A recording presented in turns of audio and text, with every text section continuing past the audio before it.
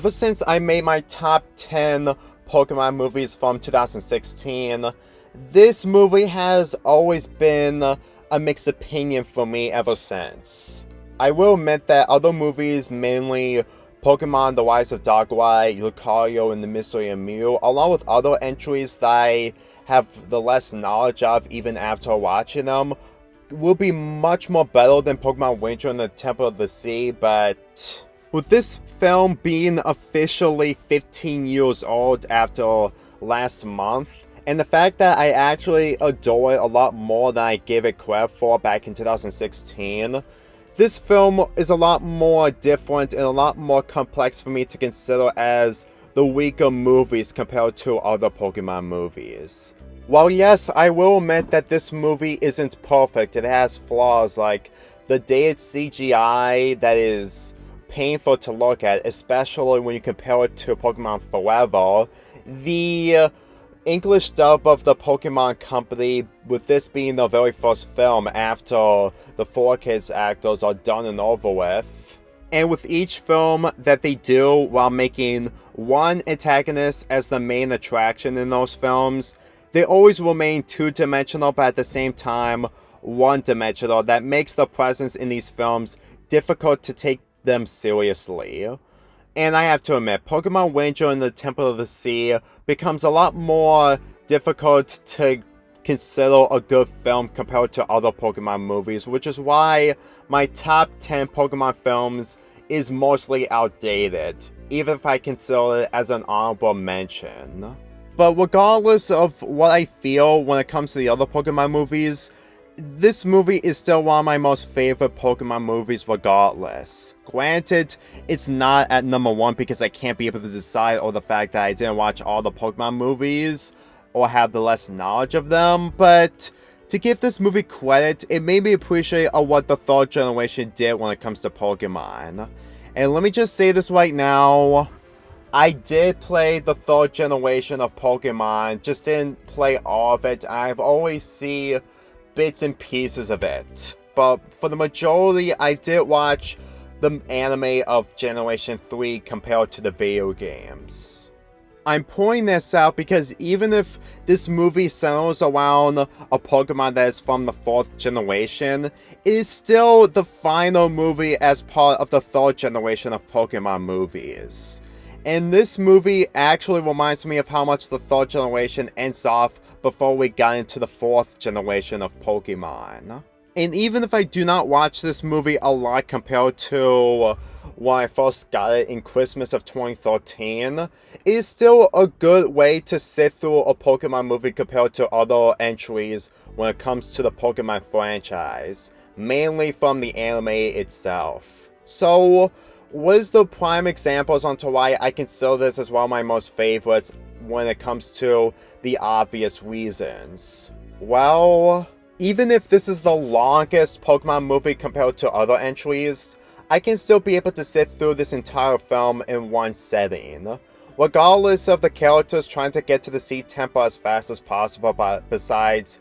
going through several trips along the way, it doesn't bug me that much. Yes, I understand that people can't sit through this entire movie for an hour and 45 minutes, but don't expect them to say it's as bad as what they say, because, for one thing, even if it could have been a lot more shorter, it doesn't mean that this entire film really stars that long. Besides, with a movie, despite being anime, being an hour and 45 minutes long, is much more longer than the Steven Universe movie. And when it comes to other cartoons, when they do their movies, it's usually an hour long, at least from my knowledge. It leads to funny jokes, not to mention heartwarming moments, and to think that this movie had the audacity to make it an hour and 45 minutes long, but also not a way to bore me out or find so many issues with the pacing, it made me appreciate the runtime of this movie a lot more. Granted, it's mostly debatable on what people think about the pacing, but it's really not that bad. Besides, if this movie was like 2 hours long despite being 20 minutes before we head to that 2 hour mark, I can still think that will probably be a huge issue when it comes to this movie stalling way more time than it needed to. But I should probably get into probably one of the prime examples, with this being one of my most favorite Pokemon movies even to this day, despite not being my top favorite Pokemon movie right now. If there's one thing I can give this movie credit, is that the people of the world, regardless of how lagged the development were, they're really probably the best additions when it comes to these types of films. Each Pokemon film, when it comes to the setting of the world itself, always has a secondary protagonist, or in this case, a group of secondary protagonists to carry the film along the way. And let me just say right now, the people of the world, with their backstory along with their development, I can actually admire them the most in any of the Pokemon movies when it comes to secondary protagonists. Jack Walker in this movie being the Pokemon Ranger and his duties to get to the Sea Temple before the Phantom causes more harm than good, I can say that his presence in this film was probably the biggest highlight in this movie. Granted, not one of my favorite bits in this entire movie, but the thing is, I actually can see the motivation of what Jack Walker does by being a Pokemon Ranger.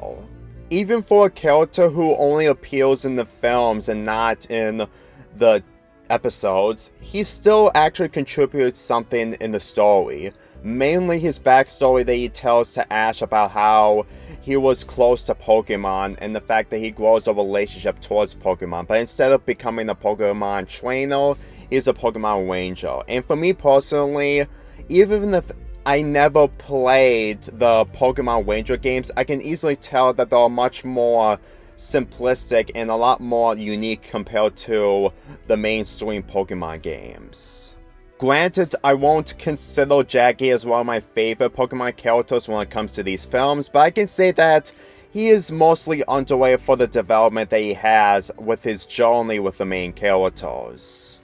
And as for Phantom being the antagonist in this film, I understand that him being a two-dimensional character with his motivations too obvious is mostly a huge issue that these films have been ever since the first or second movie came out, but I'm gonna be real with you. I honestly think that him being placed in this movie with a theme mostly centering around water, which is something that Generation 3 didn't do when it comes to its films, I actually think that he's mostly appropriate in this film. With Manaphy being the main Pokemon in this film, and the fact that the Phantom is using Manaphy in order to find the Sea Temple so that he can steal the Sea Crown, honestly makes me believe that Phantom is mostly the right villain in this type of situation. Granted, Team Rocket is in this movie, and they do the usual things like stealing Pokemon, not to mention that they attempt to steal the Manaphy egg, but considering that this ends up with a body swap, which is actually kind of humorous,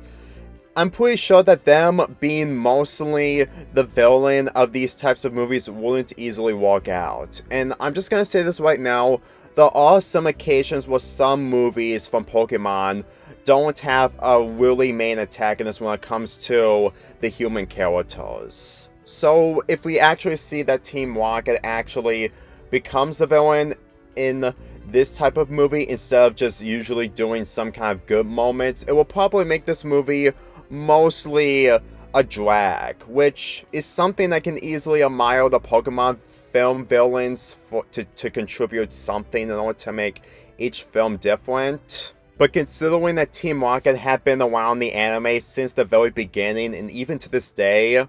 the presents are mostly rolled out, probably in the 5th or 6th generation of this anime. Usually I would call these characters the best in the anime, but at the same time, they instantly be part of literally everything that what the main characters are going through, which is basically me thinking that they're just there just so that they can actually contribute something, but at the end of the day, they just overstay their welcome, which is something that I don't usually like from material like this. But anyway, since I delayed the inevitable for way too long, what are my current thoughts on May's relationship with Manphy, since it was one of the reasons this was one of my favorite films back in 2016?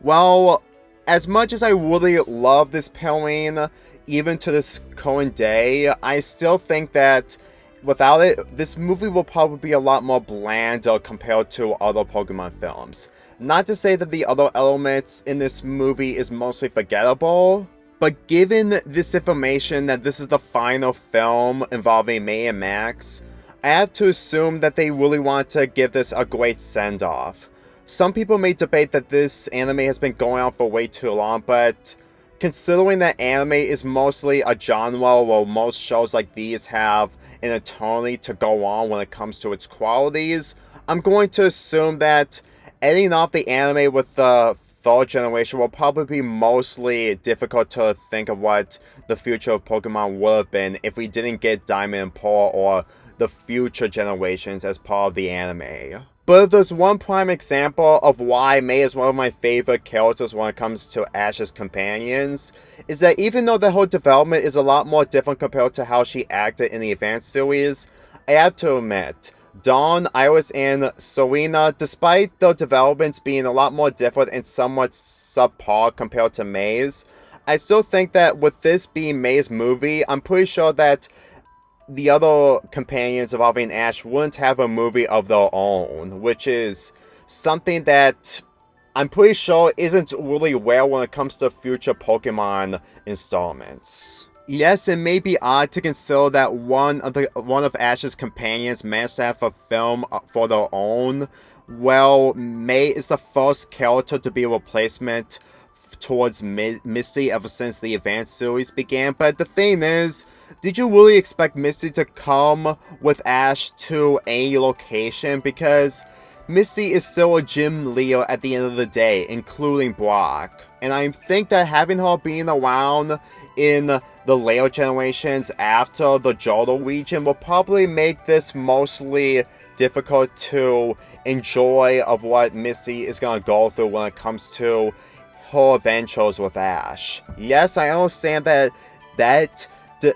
argument can be said towards Ash, since that he hasn't become a Pokemon master ever since that this whole anime started, but he still needs to contribute something in any of the adventures that he goes on, whether if it's from the earlier regions or the later regions. I know some people are really upset that May didn't get the heroic moment by placing the final crystal back to where it's supposed to be, but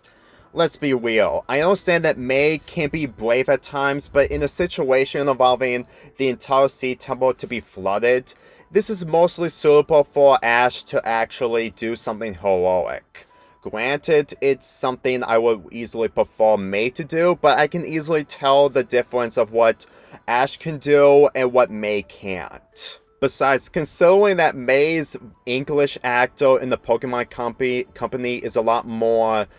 different compared to the original actor, and it can really show the character change in the anime character, I'm pretty sure that having the original voice actor while having the sassy attitude of May from the Advanced series won't easily work in this film. Granted, the English actor will probably do a normal job into doing most of the lines in this, but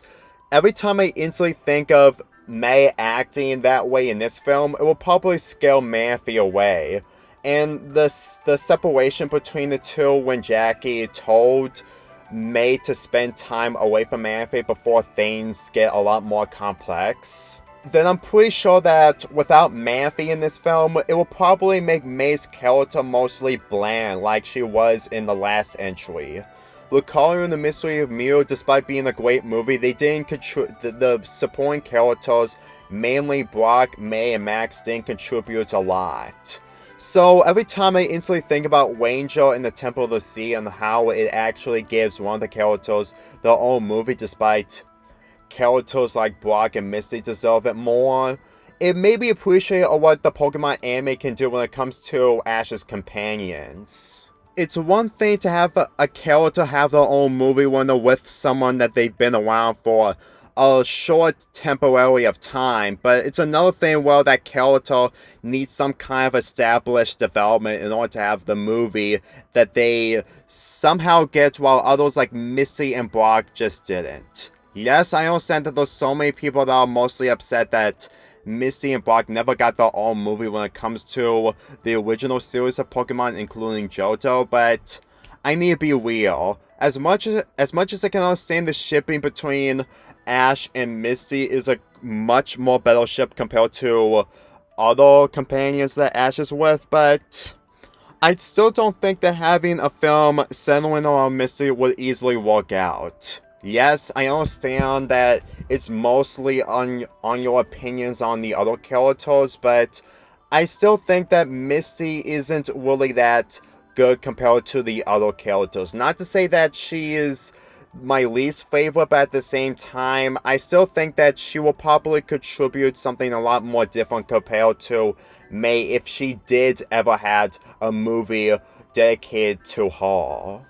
Besides, even if Manphy is a Water-type while Misty is a gym leader of Water-type Pokemon, I'm pretty sure that having her paired with Manphy will probably be a lot more awkward considering that she already has Togepi as her favorite Pokemon. Yes, it is weird to consider that there are different ways to work out that's some kind of bizarre relationship, but let's be real. If we think of Misty having her own Pokemon film by doing a different route compared to what May went through in Pokemon Ranger and the Temple of the Sea, I'm pretty sure that Ash will probably have a different development in those movies. Besides, Ash mostly gets most of the Pokeballs in these movies and sometimes in the anime when it comes to